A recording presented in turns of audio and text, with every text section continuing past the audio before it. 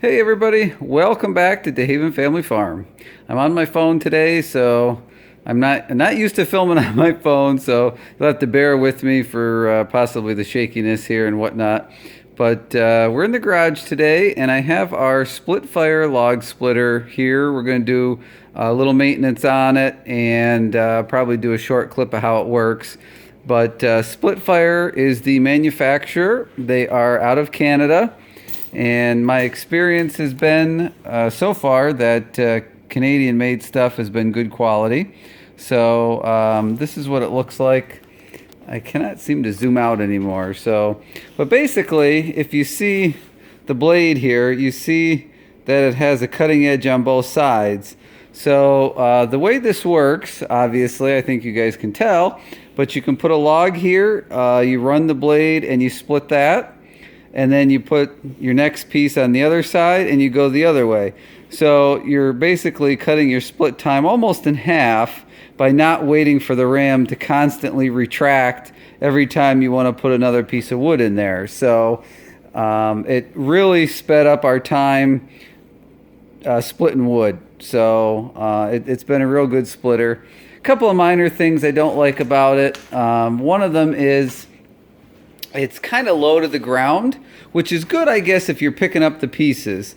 But for me, you know, while you're working, sorry again, I'm on my phone here. You're kind of bent over a little bit, and you'll see that in the video. I wish it was taller. And what we've done in the past when we've been working in a location for hours on end, we'll actually take some car ramps and put the tires on both sides up on car ramps, and I think that gets it up about 10 inches or so, and that's just about right. So that kind of solves that problem, other than you got to take the car ramps with you everywhere. But for the most part, it's been a great splitter. Haven't had any breakdowns or anything with it. But like I said, we're going to do some maintenance. I won't really record the maintenance because it's pretty straightforward. Has a Honda engine on it. Here's your air filter. Pop that wing nut off. I'm going to clean that. There's a spark plug. So you pop that wire off, take the spark plug out, clean it. Here's the oil drain plug down here. So again, we're going to take that out, drain the oil. The dipstick and filler is right down here. That's pretty much that. If anybody's looking for kind of a how-to, basically nice and easy. Obviously, here's your gas tank on top, and then hydraulic oil. You've got a filter there, which is still good. Don't have to worry about that. And you have a sight glass down here. So other than air pressure in the tires and checking for leaks, there's really nothing else to bother to show on here in terms of like a how-to video. So I'm going to take care of those items that I just discussed, and I will come back to you guys when we fire it up, and I will show splitting a couple pieces of wood so you can kind of see how fast it is, because the ram moves pretty quick on it too. It's not a slow moving ram. So but yep, so I'll get back to you guys in a second. Okay, so I got all the service work done. Cleaned up the air filter. It had one of those goofy foamy things you had to wash. Cleaned the spark plug. Drained the oil out right there. And you'll notice this quickie cleanup crap for absorbing liquid on the ground oils and stuff. There was gas left in it. I had forgotten about it. So I drained the carburetor and the gas tank and everything. And as it was dripping down into the pan, it splashed all over the floor. So hydraulic oil is good, and I think we're ready to fire this thing up. And I have a couple pieces of wood here that I brought in today that need to be just split, some of them in half, some of them in thirds. So I'll set the camera up over here and let you guys kind of see for a minute how this thing works.